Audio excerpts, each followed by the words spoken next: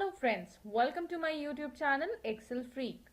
In this video, we'll try and understand how do we show and hide the grid lines in Excel. What are actually these grid lines? These grayed out lines that you see in your entire Excel spreadsheet is what are known as grid lines. Now you may think, why do we need to hide these grid lines, or what exactly will this worksheet look like when I go ahead and hide them?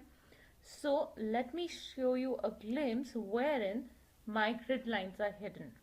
Now you see a drastic change in both these worksheets, as without the grid lines, the second worksheet is looking far more neater and presentable. And this is a very easy way of turning on or off these grid lines.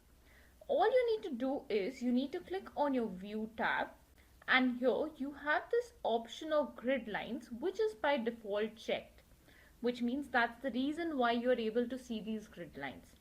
As you go ahead and uncheck this, you'll realize you get rid of these grid lines. Like any other function in Excel, grid lines has a very limited way out that you can do over here. You can either turn it on or you can turn it off. You do not have a medium in switch kind of a button over here. So just by clicking on this button, you can either get your grid lines back, or by clicking on it, which is unchecking it, you can get rid of these grid lines.